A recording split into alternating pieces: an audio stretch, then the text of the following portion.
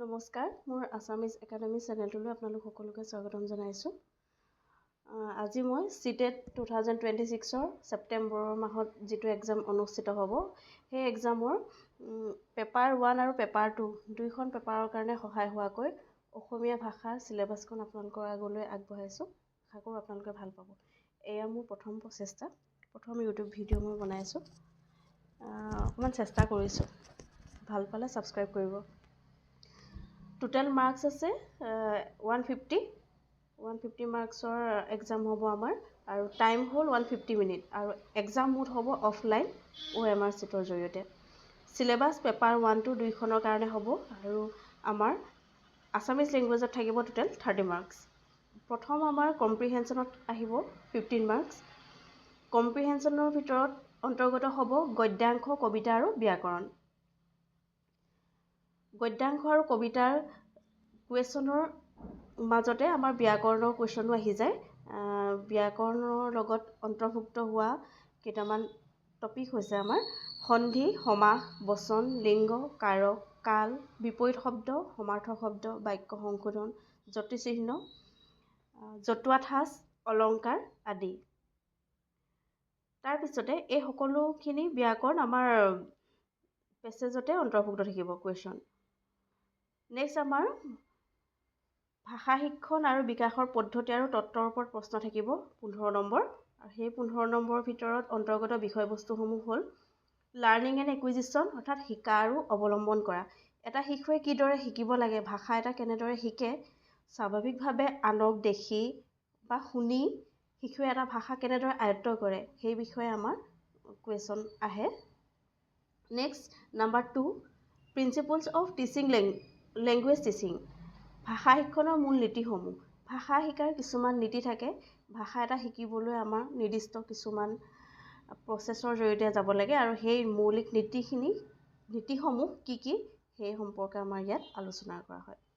Next rule of listening and speaking, function of language and how children use it as a tool, কথা শুনা আৰু কোৱাৰ ভূমিকা, ভাষা এটাৰ কাৰ্য, শিশুৱে ভাষা এটা কেনেদৰে আয়ত্ত কৰি সেই ভাষাটো তেওঁলোকৰ প্ৰয়োজন অনুসৰি আনৰ লগত যোগাযোগৰ মাধ্যম হিচাপে ব্যৱহাৰ কৰে, সেই সম্পৰ্কে আমাৰ আলোচনা কৰা হয়, আৰু আমাৰ কুৱেশ্যন CTETত সেই সম্পৰ্কেও সোধে। নেক্সট আমাৰ number 4, critical perspective of the role of grammar in learning a language for communicating ideas verbally and in written form, অৰ্থাৎ আমি কথা কওঁতে বা লিখোঁতে আমাৰ মনৰ ভাৱ যি ধৰণে আমি প্ৰকাশ কৰিম, সেই মনৰ ভাৱ প্ৰকাশ কৰিবলৈ আমাৰ ব্যাকৰণৰ অত্যন্ত প্ৰয়োজন। Next challenges of teaching language in a diverse classroom, language difficulties, errors and disorders, অৰ্থাৎ আমি ভাষা এটা শিকিবলৈ হ'লে শিশুৱে বিভিন্ন ধৰণৰ সামাজিক, বিভিন্ন ধৰণৰ কালচাৰেল বহুতো সমস্যাৰ সৃষ্টি হয়। বিভিন্ন ভাষা ভাষীৰ পৰা ছাত্ৰ ছাত্ৰীসকল আহে এখন বিদ্যালয়ত শিক্ষা গ্ৰহণ কৰিবলৈ, আৰু তেওঁলোকে ভাষা শিক্ষণত কিছুমান সমস্যা লাভ কৰে, আৰু সকলো সমস্যাসমূহ তেওঁলোকে সমাধান কৰি কিদৰে সমাজত নিজকে প্ৰতিষ্ঠিত কৰিব পাৰে, নিজৰ ভাষা বিকাশ কৰিব পাৰে, নিজকে তেওঁলোকে ডেভেলপ কৰিব পাৰে, সেই বিষয়ে আমাৰ আলোচনা কৰা হয়, আৰু তাৰ ওপৰত আমাৰ CTETত কুৱেশ্যন আহে। নেক্সট আমাৰ লেংগুৱেজ স্কিলছ, শুনা, কথা এটা শুনা, কোৱা আৰু পঢ়া আৰু লিখাৰ দক্ষতা এজন শিশুৱে কিদৰে বিকাশ কৰিব, তাৰ ওপৰত আমাৰ প্ৰশ্ন আহে।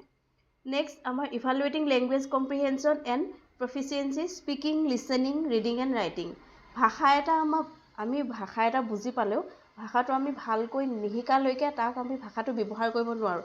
সেয়েহে কথা শুনি, দেখি আৰু কথা এটা আমি ভালকৈ অনুকৰণ কৰি লিখি, আমি যিকোনো মাধ্যমেৰে আমি দৃশ্য শ্ৰব্য যিকোনো মাধ্যমেৰে আমি ভাষা এটা শিকি কিদৰে আমি তাক ব্যৱহাৰ কৰিব পাৰোঁ, সেই ওপৰত আমাৰ সেইটো টপিকৰ ওপৰত কুৱেশ্যন আহে। নেক্সট আমাৰ শিক্ষণ উপকৰণ, পাঠ্যপুথি, মাল্টিমেডিয়া, বহুভাষিক সম্পদসমূহৰ ওপৰত আমাৰ বহুত কুৱেশ্যন আহে, কাৰণ আমাৰ পাঠ্যপুথিসমূহে আমাৰ শিক্ষা আহৰণৰ ক্ষেত্ৰত যথেষ্ট গুৰুত্বপূৰ্ণ ভূমিকা লাভ কৰে।